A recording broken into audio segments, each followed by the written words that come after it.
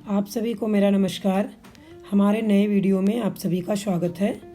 आज मैं वीडियो बनाने जा रही हूँ भाषा पर, ठीक है, ग्रामर पर। तो ये रहे विकल्पीय प्रश्न। पहला है, भाषा उत्पत्ति के संदर्भ में अनुकरण सिद्धांत के प्रतिपादक हैं। ठीक है, कौन है प्रतिपादक? तो ब्लूमफील्ड नहीं है, ग्रियर्सन नहीं है, फाग्यूर्सन भी नहीं है, मैक्स मूलर जी हैं। ठीक है, भाषा उत्पत्ति के संदर्भ में अनुकरण सिद्धांत के प्रतिपादक मैक्स मूलर जी हैं। अगला है, व्युत्पत्ति शास्त्र, अर्थ विज्ञान तथा कोश विज्ञान के क्षेत्र में योगदान देने वाले विद्वान हैं। तो कौन है? यास्क, भामा, भर्तरी, आनंदवर्धन। आनंदवर्धन नहीं, भर्तरी भी नहीं, भामा भी नहीं। व्युत्पत्ति शास्त्र, अर्थ विज्ञान तथा कोश विज्ञान के क्षेत्र में योगदान देने वाले विद्वान का नाम है यास्क। निम्न में से भाषा उत्पत्ति के अनुकरण सिद्धांत के प्रवर्तक थे। कौन प्रवर्तक थे? मैक्स मूलर जी। मैं सोच रही हूँ और विकल्प के जो तीनों हैं अगर उनका नाम लूँगी तो वीडियो बहुत लंबा हो जाएगा, इसलिए जो आंसर है मैं उसी का नाम ले रही हूँ। ठीक है, तो निम्न में से भाषा उत्पत्ति के अनुकरण सिद्धांत के प्रवर्तक थे मैक्स मूलर जी। ठीक है, ये रूसो, हार्नले, प्लेटो नहीं है। अगला है, निम्न में से भाषा उत्पत्ति के कौन से सिद्धांत को अनुकरण सिद्धांत कहा जाता है? कौन से सिद्धांत कहा जाता है? तो दैवी सिद्धांत नहीं कहा जाता, धातु सिद्धांत कहा जाता है। ठीक है, अगला है, निम्न में से भाषा उत्पत्ति संबंधी किस विद्वान के प्रवर्तक प्लेटो थे? तो अनुकरण सिद्धांत नहीं थे, दैवी सिद्धांत भी नहीं, ये भी नहीं है, धातु सिद्धांत थे।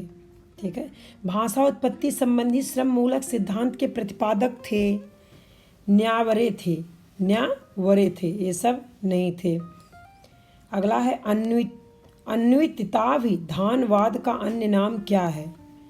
अन्विताभिधानवाद का अन्य नाम क्या है? तो वाक्यवाद है।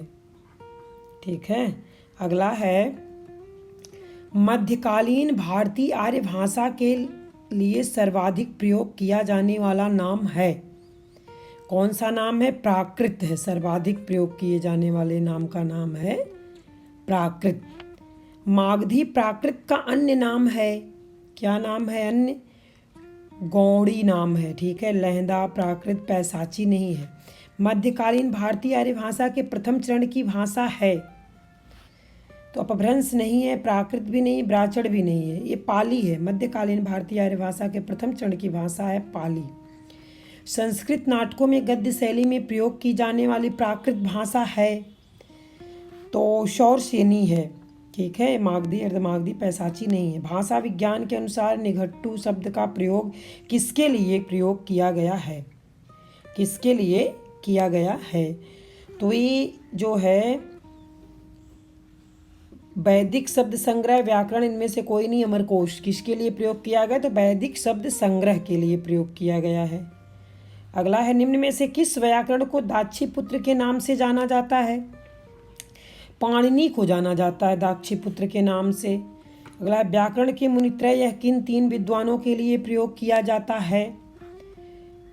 तो ये प्रयोग किया जाता पाणिनि, कात्यायन, पतंजलि के लिए प्रयोग किया जाता है। ठीक है, अगला है, निम्न में से किस ग्रंथ पर भर्तृहरि ने टीका लिखी थी? तो इन्होंने लिखी थी अष्टाध्यायी पर। भर्तृहरि ने जो टीका लिखा था अष्टाध्यायी पर लिखा था। अगला, हरियाणवी की प्रमुख केंद्रीय उपबोली का केंद्र कहाँ पर है? तो ये रोहतक में है। हरियाणवी की प्रमुख केंद्रीय उपबोली का केंद्र रोहतक में है। अगला है, आचार्य विश्वनाथ के अनुसार वाक्य का अनिवार्य तत्व है। तो वाक्य का अनिवार्य तत्व आकांक्षा भी है, योग्यता भी है, आसक्ति भी है, इसलिए उपर्युक्त सभी हो जाएगा, उपर्युक्त सभी माना जाएगा। ठीक है, अगला है, अभितान्यवाद के प्रवर्तक आचार्य कुमारिल भट्ट और अन्विताभिधानवाद के प्रवर्तक आचार्य प्रभाकर गुरु का पारस्परिक संबंध क्या था? यहाँ इनके संबंध के बारे में बताया गया है। पिता पुत्र का था, गुरु शिष्य का था, कि दोनों मित्र थे, कि भाई भाई का था। ठीक है, तो ये संबंध था गुरु शिष्य का। अगला है, सर विलियम जोन्स के अनुसार भाषा वैज्ञानिक अध्ययन को क्या कहा जाता है? तो इन्हें कहा जाता है फिलोलॉजी। ये सब नहीं है। अगला है भाषा विज्ञान और मानव हिंदी की रचना किसने की है? तो डॉक्टर बाबूराम सक्सेना नहीं, डॉक्टर द्वारिका प्रसाद भी नहीं, ये भी नहीं। ये जो है हिंदी की रचना, भाषा विज्ञान और मानव हिंदी की रचना जो की है डॉक्टर नरेश मिश्र जी ने की है। अगला है प्रथम राजभाषा आयोग का गठन हुआ था, कब हुआ था प्रथम राजभाषा आयोग का गठन? ये जो हुआ था सन 1955 ईस्वी में हुआ था। ठीक है। अगला प्रथम राजभाषा आयोग के अध्यक्ष थे, तो प्रथम राजभाषा आयोग के अध्यक्ष थे श्री बाल गंगाधर खरे जी। ठीक है, ये सब नहीं थे। प्रथम राजभाषा आयोग ने अपनी रिपोर्ट में राष्ट्रपति के कितने सूत्रीय सुझाव भेजे? कितने सूत्रीय सुझाव भेजे थे? तो 20 सूत्रीय सुझाव भेजे थे, ये सब नहीं है। अगला है लोकमान्य बाल गंगाधर तिलक द्वारा दिए गए देवनागरी लिपि से संबंधित सुझाव कौन सी पत्रिका में प्रकाशित हुए? कौन सी पत्रिका में प्रकाशित हुए हैं? तो सरस्वती नहीं है, भारती भी नहीं, ये भी नहीं है, केसरी पत्रिका में प्रकाशित हुआ है। ठीक है, केसरी पत्रिका में। अगला है शब्द संसाधक आलेख का निर्माण किसने किया है? शब्द संसाधक आलेख का निर्माण किसने किया है? तो IBM नहीं, SCL भी नहीं, ये भी नहीं, हिंदी ट्रॉन मुंबई ने किया है। ठीक है, हिंदी ट्रॉन मुंबई ने किया है। अगला है कंप्यूटर की भाषा में शब्दमाला को क्या कहते हैं? कंप्यूटर की भाषा में शब्दमाला को क्या कहते हैं? ये सब तो नहीं कहते। ठीक है, शब्द संसाधक कहते हैं। अगला है कंप्यूटर में शब्दकोश को फीड करने हेतु बनाए गए सॉफ्टवेयर हिंदी शब्द सागर का निर्माण किसने किया है? तो ये भी नहीं है, SCL भी नहीं है, हिंदी ट्रॉन मुंबई भी नहीं, ओशो कम्यून इंटरनेशनल मुंबई। हिंदी शब्द सागर का निर्माण किसने किया है? Osho commune international Mumbai. ठीक है। अगला है तिलक टाइप में कुल फॉन्ट थे। तिलक टाइप में कुल कितने फॉन्ट थे ये बताना है यहाँ पर। ठीक है, तो 180, 190, 200, 210। तो इसमें 180 नहीं है, 200 भी नहीं, 210 भी नहीं है। तिलक टाइप में कुल फॉन्ट थे 190। ठीक है। अगला है आधुनिक कंप्यूटर का पिता कहा जाता है, पता होगा आप लोगों को। ठीक है, तो आधुनिक कंप्यूटर का पिता कहा जाता है चार्ल्स बेबेज को, इन लोगों को नहीं। कंप्यूटर का सबसे महत्वपूर्ण इनपुट डिवाइस निवेश यंत्र है, तो कीबोर्ड है। ठीक है। अगला है ब्राह्मी लिपि में कुल लिपि चिन्ह थे। ब्राह्मी लिपि में 64 लिपि चिन्ह थे। ठीक है। वाक्य के पदों की परस्पर संगति को कहा जाता है, तो अन्वयति कहा जाता है, बालाघात पदक्रम योग्यता नहीं कहा जाता। अगला है पश्चिमी हिंदी का नामकरण किसने किया? पश्चिमी हिंदी का नामकरण किया है ग्रियर्सन जी ने। अगला खड़ी बोली को अन्य नाम कौरवी किसने दिया? अन्य नाम कौरवी किसने दिया है? तो राहुल सांकृत्यायन जी ने दिया है। ठीक है, राहुल सांकृत्यायन जी ने दिया। पाली भाषा में अनुस्वार ध्वनि को कहते थे। पाली भाषा में अनुस्वार ध्वनि को कहते हैं निगहित, निगहित। ठीक है, ये सब नहीं है। आधुनिक भारतीय आर्य भाषाओं के अपभ्रंश रूप थे। आधुनिक भारतीय आर्य भाषाओं के अपभ्रंश रूप थे, तो 6 नहीं थे, 10 भी नहीं थे, 4 भी नहीं थे, 7 थे। हिंदी के स्वनिमों के कुल कितने अभिलक्षण स्वीकार किए गए हैं? कितने अभिलक्षण स्वीकार किए गए हैं? 31 किए गए हैं स्वीकार। ठीक है। अगला सर्वप्रथम हिंदी स्वनिमों के अभिलक्षणों का वर्गीकरण करने वाले विद्वान हैं।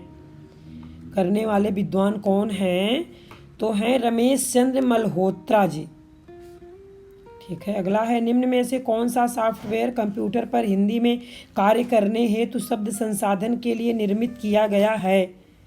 निर्मित किया गया है, तो लीप ऑफिस निर्मित किया गया है। अगला है प्राकृत भाषाएं कहाँ से विकसित हुई? प्राकृत भाषाएं लौकिक संस्कृत के जनभाषा रूप से विकसित हुई।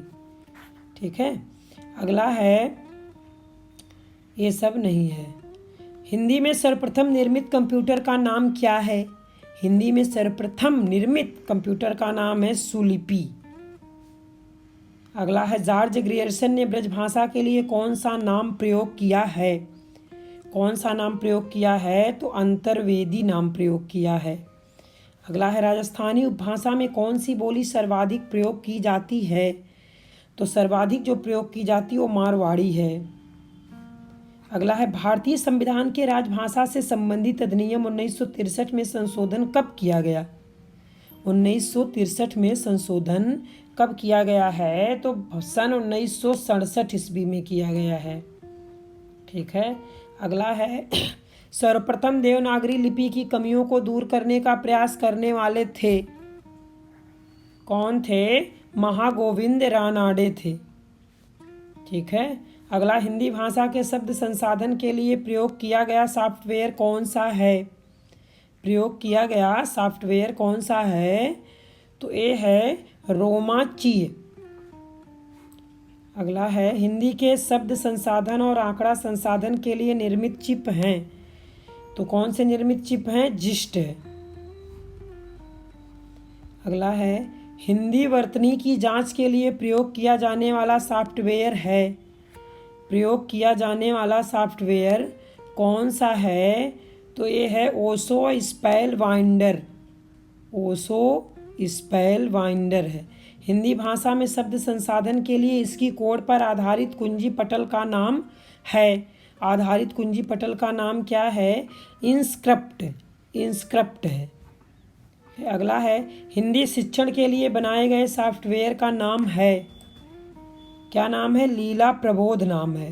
हिंदी शिक्षण के लिए बनाए गए सॉफ्टवेयर का नाम है लीला प्रबोध। अगला है गुणाढ्य द्वारा रचित बृहत कथा की भाषा है। ये जो है मागधी नहीं, अर्धमागधी भी नहीं, महाराष्ट्री भी नहीं। गुणाढ्य द्वारा रचित बृहत कथा की भाषा है पैसाची। ठीक है। अगला है निम्न में से वह शब्द चुनिए जिसमें र स्वर रहित रूप में लगा है। र स्वर रहित रूप में लगा है तो क्या है? धर्म है। ठीक है। सन 1947 में लिपि सुधार समिति का गठन करने वाले थे। कौन थे? उत्तर प्रदेश सरकार था। ठीक है। किस विद्वान ने गुजराती भाषा में सिरोरेखा का प्रयोग न करने का सुझाव दिया? ये भी बहुत महत्वपूर्ण है। सन 1947 में लिपि सुधार समिति का गठन करने वाले थे। तो कौन थे? उत्तर प्रदेश सरकार था। अगला है किस विद्वान ने गुजराती भाषा में सिरोरेखा का प्रयोग न करने का सुझाव दिया? तो सिरोरेखा का प्रयोग न करने का सुझाव दिया था आचार्य विनोबा भावे जी ने। अगला है निम्न में से किस विद्वान ने हिंदी में फुल स्टॉप के स्थान पर पूर्ण विराम का प्रयोग करने का सुझाव दिया?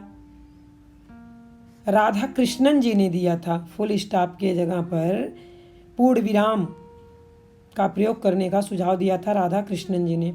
अगला सन 1941 में लिपि सुधार समिति का गठन करने वाले थे। कौन थे? हिंदी साहित्य सम्मेलन प्रयाग। हिंदी साहित्य सम्मेलन प्रयाग था। अगला है अभिव्यक्तवाद के अनुसार शब्द और अर्थ का संबंध है। शब्द और अर्थ का संबंध क्या है? व्यंग्य और व्यंजक। व्यंग्य और व्यंजक है। शौरसेनी प्राकृत का प्रमुख केंद्र कहाँ था? तो ये था मथुरा में। नाम, आख्यात, उपसर्ग और निपात शब्दों का यह वर्गीकरण किसने किया? यह वर्गीकरण किसने किया था? तो यास्क जी ने किया था। ठीक है। प्रतिपादिक धातु सुबंत तिङंत शब्दों का यह वर्गीकरण किसने किया? यह वर्गीकरण किसने किया है ये बताना है। तो ये वर्गीकरण किए हैं पाणिनि जी ने। पाणिनि जी ने किया है। ठीक है। ये लोग नहीं किए हैं। सुप्ति अंतम पदम यह परिभाषा किस विद्वान ने दी है? सुप्ति अंतम पदम यह परिभाषा किस विद्वान ने दी है? तो यह परिभाषा पाणिनि ने दिया है। ठीक है। अभितान्वयवाद के प्रवर्तक थे। अभिहितान्वयवाद के प्रवर्तक कौन थे? तो ये प्रवर्तक थे आचार्य कुमारिल भट्ट जी थे। ठीक है। अगला है अन्विताभिधानवाद के प्रवर्तक हैं। अन्विताभिधानवाद के प्रवर्तक कौन हैं? तो ये आचार्य प्रभाकर जी हैं। अगला है किस वाद के अनुसार अर्थ और शब्द में उत्पाद्य और उत्पादक का संबंध स्वीकार किया गया है? तो ये स्वीकार किया गया उत्पत्तिवाद। अगला है आचार्य पाणिनि के द्वारा स्वीकृत वैदिक संस्कृत का अन्य नाम है। वैदिक संस्कृत का अन्य नाम क्या है? छांदस है। ठीक है, ये छांदस है। अगला है सर्वाधिक साहित्य संपन्न प्राकृत भाषा कौन सी है? सर्वाधिक साहित्य संपन्न प्राकृत भाषा कौन सी है? तो ये प्राकृत भाषा है महाराष्ट्री प्राकृत। महाराष्ट्री प्राकृत है।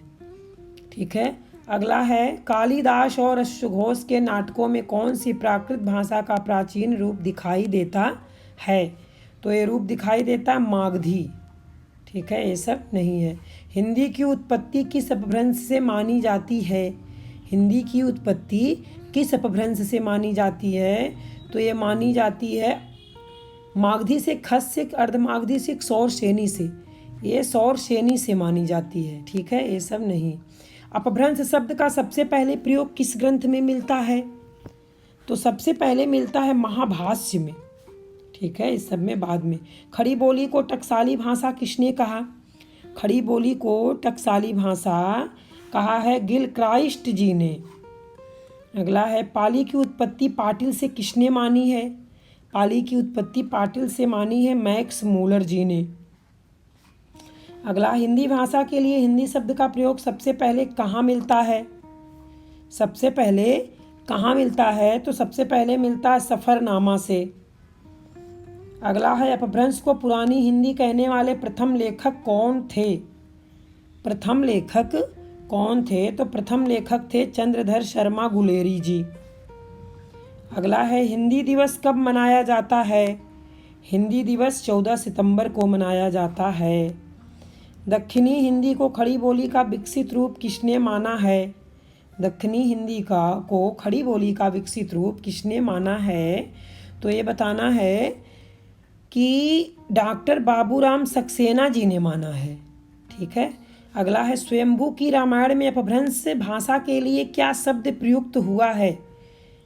क्या शब्द प्रयुक्त हुआ है? तो ये औहत्य प्रयुक्त हुआ है स्वयंभू के लिए। ठीक है, अगला है विश्व हिंदी दिवस कब मनाया जाता है? तो विश्व हिंदी दिवस 10 जनवरी को मनाया जाता है।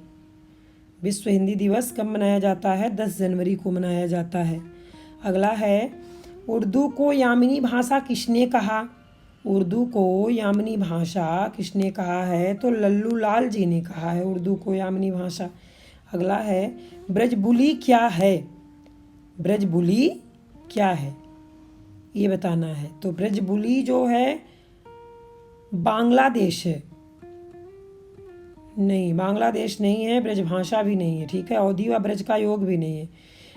ब्रजबुली क्या है? ब्रज मिश्र बंगला है। ठीक है, ये ब्रज मिश्र बंगला है। त्रिपिटक की भाषा क्या है? त्रिपिटक की भाषा है पाली। त्रिपिटक की भाषा पाली है। ठीक, अगला है देसिल बैना सबजन मिठा कथन किसका है? देसिल बैना सबजन मिठा कथन किसका है? कबीर का, जायसी का, तुलसीदास का, विद्यापति का? तो ये पता होगा आप लोगों को, विद्यापति का है। ठीक है, अगला है दक्षिणी हिंदी का अन्य नाम क्या है? दक्षिणी हिंदी का अन्य नाम हिंदवी है। ठीक है, अगला अपभ्रंश का पाणिनि किसे कहा गया? अपभ्रंश का पाणिनि कहा गया है पिसेल को। अपभ्रंश का वाल्मीकि किसे कहा गया है? अपभ्रंश का वाल्मीकि कहा गया है स्वयंभू जी को। अपभ्रंश का वाल्मीकि स्वयंभू जी को कहा गया है। अपभ्रंश का व्यास किसे कहा जाता है? तो अपभ्रंश का व्यास कहा जाता पुष्पदंत जी को। अगला है प्राकृत का साहित्यिक रूप किस नाम से जाना जाता है? प्राकृत का साहित्यिक रूप किस नाम से जाना जाता है? तो पाली नाम से जाना जाता है। अगला है कौन सी भाषा पैशाची अपभ्रंश से उत्पन्न होने वाली आधुनिक भाषा है? कौन सी आधुनिक भाषा है? तो ये पंजाबी भाषा है। ठीक है, अगला है अपभ्रंश का पहला महाकाव्य किसे माना जाता है? अपभ्रंश का पहला महाकाव्य किसे माना जाता? पद्म चरित्र को माना जाता है। पद्म चरित्र को माना जाता है। अगला है किस भाषा को आरंभ में पिंगल नाम दिया गया? इस भाषा को आरंभ में पिंगल नाम दिया गया तो ब्रज भाषा को दिया गया था पिंगल नाम। कौन सी बोली पश्चिमी हिंदी को बोली नहीं मानी जाती है? ये अवधी को नहीं मानी जाती है। अगला है प्रांतीय भाषा असमिया को जन्म किस भाषा से हुआ है? असमिया का जन्म किस भाषा से हुआ है? तो असमिया का जन्म जो हुआ है मागधी भाषा से हुआ है। ठीक है। अगला है कौन सी बोली वैश्यवाणी के नाम से जानी जाती है? तो वैश्यवाणी के नाम से जो बोली जानी जाती है वो अवधी है। ठीक है, ये सब नहीं है। अगला है कौन सी बोली पूर्वी हिंदी के अंतर्गत आती है? कौन सी बोली पूर्वी हिंदी के अंतर्गत आती है? तो ये आती है बथेली नहीं है, बघेली है। ठीक है। अगला है इनमें से किस बोली का नाम ढूंढाड़ी है? इनमें से किस बोली का नाम ढूंढाड़ी है? तो जयपुरी। अगला है इनमें से कौन सी भाषा वियोगात्मक है? इनमें से कौन सी भाषा वियोगात्मक है? तो भाषा है अपभ्रंश। जो वियोगात्मक भाषा है वो भाषा है अपभ्रंश। अगला है खड़ी बोली हिंदी का विकास किस भाषा से हुआ? तो खड़ी बोली हिंदी का विकास हुआ है अपभ्रंश भाषा से। अपभ्रंश भाषा से विकास हुआ है। अगला है हिंदी को गंवारू बोली किसने कहा? हिंदी को गंवारू बोली कहा है सर सैयद अहमद खां जी ने। सर सैयद अहमद खां जी ने कहा है। अगला है किस विदेशी विद्वान ने हिंदी प्रसार के लिए कार्य किया तथा भारतीय विद्वानों को पत्र लिखे? तथा भारतीय विद्वानों को पत्र लिखा पिनकाट जी ने। अगला है कौरवी का दूसरा नाम क्या है? कौरवी का दूसरा नाम है खड़ी बोली। ठीक है। अपभ्रंश के भाविक एवं व्याकरणिक रूप का विवेचन किसने किया? भाविक एवं व्याकरणिक रूप का विवेचन किया है दामोदर जी ने। ठीक है। अगला है भाषाओं को प्राचीन से नवीन क्रम में व्यवस्थित कीजिए। अब भाषाओं को प्राचीन से नवीन क्रम में व्यवस्थित करना है तो ये जो है पाली अपभ्रंश संस्कृत हिंदी, ये तो नहीं है। संस्कृत पाली अपभ्रंश हिंदी, हाँ ये सही है, ये व्यवस्थित क्रम है। ठीक है, ये सब नहीं है। अगला है यहाँ 102 के बदले 5 लिख दिया गया है, 105, कोई बात नहीं है, आप समझ लीजिएगा। हिंदी भाषा का उद्गम और विकास पुस्तक के लेखक कौन है?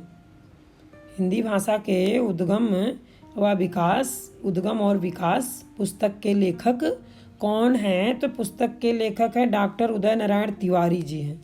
ठीक है, ये सब नहीं है, डॉक्टर उदय नारायण तिवारी जी हैं। अगला है नागरी प्रचारणी पत्रिका की स्थापना कब हुई?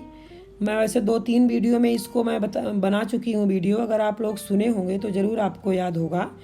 ये 1896 ईस्वी में हुआ था, 96 ईस्वी में नागरी प्रचारणी पत्रिका की स्थापना हुई थी 1896 ईस्वी में। अगला है राजभाषा आयोग का गठन किसकी अध्यक्षता में हुआ? राजभाषा आयोग का गठन हुआ था बीजी खरे की अध्यक्षता में हुआ था, बीजी खरे की अध्यक्षता में हुआ था। अगला है राजभाषा आयोग का गठन कब हुआ? राजभाषा आयोग का गठन हुआ था 1955 ईस्वी में। अगला है किस प्राकृत को व्याकरणों में भूत भाषा कहा गया है? भूत भाषा कहा गया है तो पैसाची को। अगला है अपभ्रंश भाषा का प्राचीनतम प्रयोग किस साहित्य में हुआ? प्राचीनतम प्रयोग जो हुआ है वो जैन साहित्य में हुआ है। ठीक है। अगला है राजभाषा नियम कब निर्मित हुआ? राजभाषा नियम कब निर्मित हुआ था? ये हुआ था 1976 ईस्वी में निर्मित हुआ था, ये सब नहीं है। संविधान की किस धारा के अंतर्गत हिंदी को राजभाषा घोषित किया गया? हिंदी को राजभाषा घोषित किया गया तो ये घोषित किया गया है 343 ईस्वी में। 343 ईस्वी में। पंचम वर्ण के स्थान पर अनुस्वार का प्रयोग देवनागरी लिपि में किए जाने का सुझाव किसने दिया था? देवनागरी लिपि में किए जाने का सुझाव किसने दिया था? तो दिया था श्याम सुंदर दास जी ने। अगला है देवनागरी लिपि में आ की 12 खड़ी स्वर ध्वनियों के स्थान पर प्रयुक्त करने का सुझाव किसने दिया था? ये सुझाव किसने दिया था? तो सुझाव दिए थे काका कालेलकर जी ने। अगला है उत्तर प्रदेश सरकार ने 1947 में लिपि सुधार समिति का गठन किसकी अध्यक्षता में किया? लिपि सुधार समिति का गठन किसकी अध्यक्षता में किया गया है? तो ये किया गया है नरेंद्र देव। ठीक है। अगला है, हिंदी का पाणिनि किसे कहा जाता है? हिंदी का पाणिनि कहा जाता कामता प्रसाद जी को। हिंदी का पाणिनि कामता प्रसाद जी को कहा जाता है। अगला है, सन 1955 में राष्ट्रपति ने राजभाषा आयोग की नियुक्ति की, उसके अध्यक्ष कौन थे? उसके अध्यक्ष कौन थे? तो उसके अध्यक्ष यहाँ बताना है आपको, तो बीजी खरे जी थे। ठीक है, बीजी खरे जी थे। डॉक्टर राधाकृष्णन की अध्यक्षता में लिपि सुधार समिति का गठन कब किया गया? लिपि सुधार समिति का गठन जो किया गया था वो 1953 ईस्वी में किया गया था। अगला है, सम्राट अशोक के शिलालेख किसमें है? सम्राट अशोक के शिलालेख किसमें है? तो ये ब्राह्मी लिपि में है, सम्राट अशोक के शिलालेख। ठीक है। उर्दू साहित्य के जन्मदाता कौन हैं? तो उर्दू साहित्य के जन्मदाता हैं वली साहब जी। अगला है, संविधान की किस धारा में उच्चतम न्यायालय के भाषा संबंधी प्रावधान हैं? उच्चतम न्यायालय के भाषा संबंधी प्रावधान है, तो ये भाषा संबंधी जो प्रावधान है वो 348। ठीक है। संविधान की किस धारा में उच्चतम न्यायालय के भाषा संबंधी प्रावधान है? तो धारा का नाम है 348। अगला है, उर्दू ए मुअल्ला का क्या अर्थ है? मुअल्ला का क्या अर्थ है?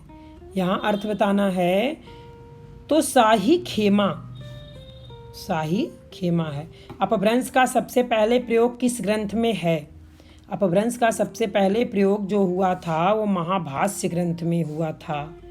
अगला, अपभ्रंश में स्वरों की संख्या कितनी है? अपभ्रंश में जो स्वरों की संख्या है वो 8 है। ठीक है। अंगा ढा का उच्चारण स्थान कौन सा है? अंगा और ढा का उच्चारण स्थान कौन सा है? तो ये है उत्क्षिप्त, उत्क्षिप्त। ठीक है। अगला है, नागरी प्रचारी सभा 1893 के प्रथम अध्यक्ष कौन थे? प्रथम अध्यक्ष कौन थे? तो ये प्रथम अध्यक्ष थे राधा कृष्णन दास जी, राधा कृष्ण दास जी। ठीक है, ये सब नहीं है। अगला है, खरोष्टी व ब्राह्मी लिपि में वर्णों की संख्या है? खरोष्टी व ब्राह्मी लिपि में वर्णों की संख्या क्या है? 37 और 64 है। अगला है, सही क्रम कौन सा है? सही क्रम कौन सा है? तो सही क्रम बताना है। सही क्रम है, गुप्त लिपि, कुटिल लिपि, नागरी लिपि, ब्राह्मी लिपि नहीं है। ठीक है, ये है ब्राह्मी लिपि, गुप्त लिपि, कुटिल लिपि, नागरी लिपि है, ये सही क्रम है, ये सब नहीं है। अगला है, हिंदी में नुक्ते का प्रयोग किस प्रभाव के कारण है? हिंदी में नुक्ते का प्रयोग किस प्रभाव के कारण है? तो ये है ईरानी प्रभाव के कारण है, तुर्की जापानी नहीं है। हिंदी हिंदू हिंदुस्तान का नारा किसने दिया? हिंदी हिंदू हिंदुस्तान का नारा प्रताप नारायण जी ने दिया है। अगला है, हिंदी के विकास में अपभ्रंश का योगदान पुस्तक के लेखक हैं। पुस्तक के लेखक कौन है? डॉक्टर नामवर सिंह जी है। अगला है, किसने हिंदुस्तानी उर्दू हिंदी भाषा को मुगलों की भाषा कहा है? मुगलों की भाषा कहा है ऑक्सफोर्ड डिक्शनरी ने, ऑक्सफोर्ड डिक्शनरी ने कहा है। अगला है, दक्षिणी हिंदी के पहले लेखक हैं। दक्षिणी हिंदी के पहले लेखक हैं गेसु दराज। ठीक है। अगला है, भारोपीय भाषा परिवार के 2 वर्गों केंतुम और शतम के जन्मदाता कौन है? केंतुम और शतम के जन्मदाता हैं वान ब्रैडके, वान ब्रैडके। ठीक है। अगला है, बनाफरी किसकी उपबोली है? बनाफरी उपबोली है बुंदेली की। बनाफरी किसकी उपबोली है? बुंदेली की है। अगला है, विभाषा डायलेक्ट से क्या अर्थ है? विभाषा डायलेक्ट से क्या अर्थ है? तो विभाषा डायलेक्ट से अर्थ है बोली का। अगला है, राजभाषा अधिनियम 1963 में कितनी धाराएं थी? राजभाषा अधिनियम में 1963 में कितनी धाराएं थी, ये बताना है। तो ये धाराएं थी 9। ठीक है। अगला है, त्रिभाषा सूत्र कब पारित हुआ था? त्रिभाषा सूत्र जो पारित हुआ था 1968 ईस्वी में पारित हुआ था। अगला, राजभाषा नियम 1976 में नियमों की संख्या कितनी थी? नियमों की संख्या कितनी थी? तो ये जो नियमों की संख्या थी वो 12 थी। अगला है, संविधान सभा में हिंदी को राजभाषा बनाने का प्रस्ताव किसने रखा? प्रस्ताव किसने रखा है? तो आयंगर ने रखा है प्रस्ताव। अगला है, खड़ी बोली का प्रयोग सबसे पहले किस पुस्तक में हुआ? खड़ी बोली का प्रयोग सबसे पहले किस पुस्तक में हुआ था? तो प्रेम सागर में हुआ था, प्रेम सागर पुस्तक में हुआ था। अगला है, उर्दू साहित्य की प्रथम गद्य रचना है? तो उर्दू साहित्य की जो प्रथम गद्य रचना है वो है मुल्ला वजही कृत शबरस, मुल्ला वजही कृत शबरस। ब्राह्मी लिपि को किसने डिसाइफर किया था? ब्राह्मी लिपि को किसने डिसाइफर किया था? तो प्रिंसेप ने किया था डिसाइफर। ठीक है। अगला है, प्राचीन देवनागरी का विकास किससे हुआ? प्राचीन देवनागरी का विकास किससे हुआ था? तो गुरमुखी से हुआ था। अगला है, देवनागरी में मुद्रित सबसे पहली पुस्तक निम्नलिखित में से कौन सी है? मुद्रित सबसे पहले पुस्तक निम्नलिखित में से कौन सी है? तो ये पुस्तक है चाइना इलस्ट्रेटा, चाइना इलस्ट्रेटा है। भारत में नागरी के अक्षर टाइप बनाने का श्रेय निम्नलिखित में से किसको है? टाइप बनाने का श्रेय निम्नलिखित में से किसको है? तो यह है चार्ल्स विल्कन्स तथा पंचानन को, चार्ल्स विल्कन्स तथा पंचानन को है। ठीक है। अगला है, देवनागरी लिपि है? देवनागरी लिपि है तो देवनागरी लिपि क्या है? अक्षरात्मक है। अगला है, देवनागरी ने विराम चिन्ह किससे ग्रहण किया है?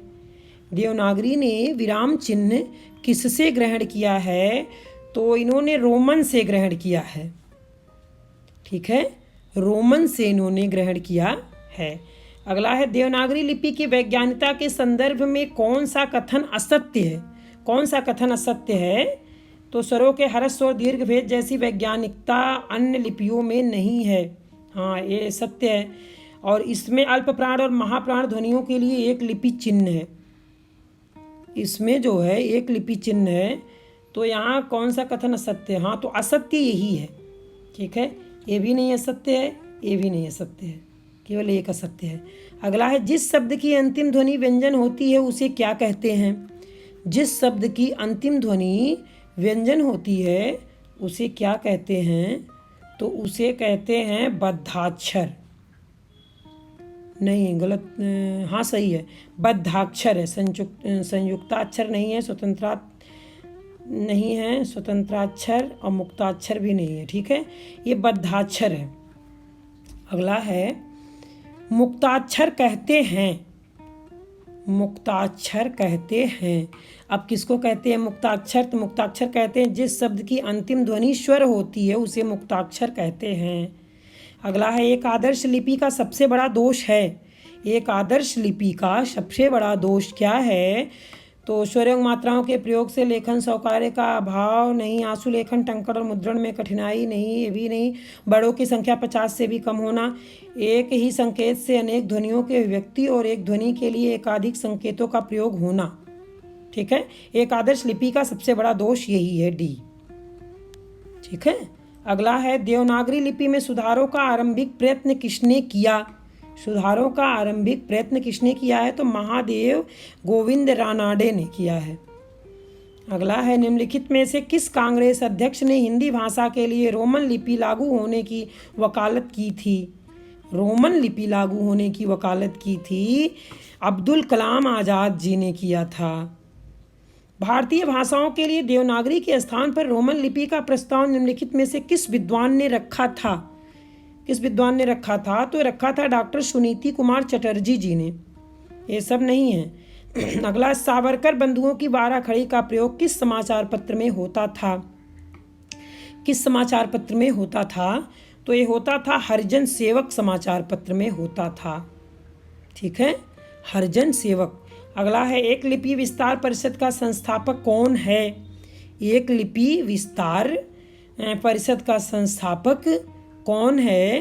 तो ये संस्थापक है शारदा चरण मिश्र जी। शारदा चरण मिश्र जी हैं। अगला है, नागरी प्रचारी सभा का मूल उद्देश्य था? मूल उद्देश्य क्या था? तो मूल उद्देश्य हिंदी लेखकों की रचनाओं का प्रकाशन करना नहीं, प्राचीन हिंदी साहित्य का अनुसंधान करना नहीं, हिंदी साहित्यकारों को पुरस्कृत करना ये भी नहीं है। ठीक है, ये है हिंदी भाषा और नागरी लिपि का प्रचार करना, ये इनका मूल उद्देश्य था। उत्तर प्रदेश सरकार ने देवनागरी लिपि सुधार समिति का गठन कब किया, किस सन में किया है? ठीक है, ये बताना है आपको किस सन में किया है।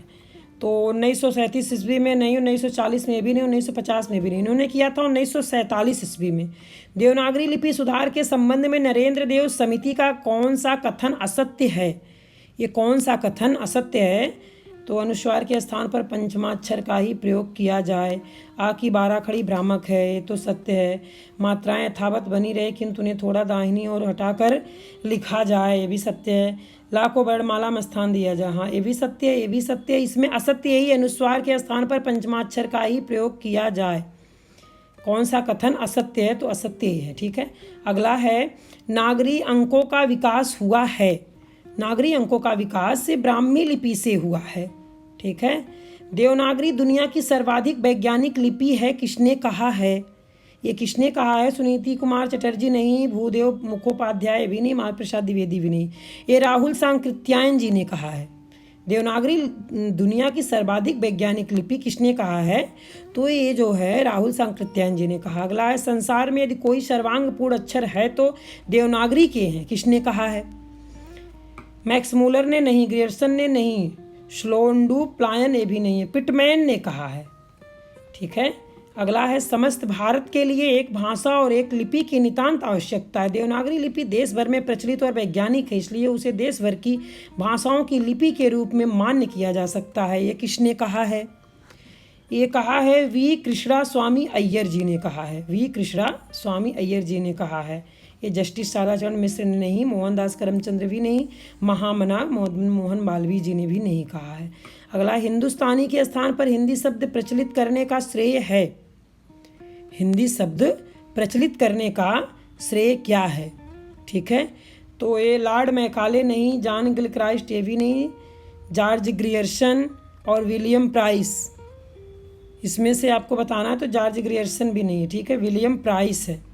हिंदी को आर्य भाषा किसने कहा? हिंदी को आर्य भाषा दयानंद सरस्वती जी ने कहा है, ये सभी को पता होगा। दक्षिण का टंडन निम्नलिखित में से किसको कहा गया है? दक्षिण भारत का टंडन निम्नलिखित में से किसको कहा गया है? तो ये कहा गया है मनमथनाथ गुप्त को नहीं, मोटरू सत्यनारायण को भी नहीं, क्षितिमोहन सेन को भी नहीं। दक्षिण का टंडन निम्नलिखित में से कहा गया डॉक्टर भास्करन नायर जी को। ठीक है, तो आज का वीडियो मैं यहीं समाप्त करती हूँ। अब अगले वीडियो में हिंदी भाषा और उसके विकास के विकल्पीय प्रश्न मैंने बनाया है, और उसके विकल्पीय प्रश्न हैं और बहुत ही महत्वपूर्ण प्रश्न हैं, क्योंकि मैं जब पेपर सेट 1 सेट 2 बना रही थी तो यहाँ से बहुत से प्रश्न आए थे उसमें, इसलिए मैंने इसका विकल्पीय प्रश्न उत्तर आप लोगों के सामने रखी हूँ। अब अगले वीडियो में फिर मिलूँगी, तब तक के लिए धन्यवाद।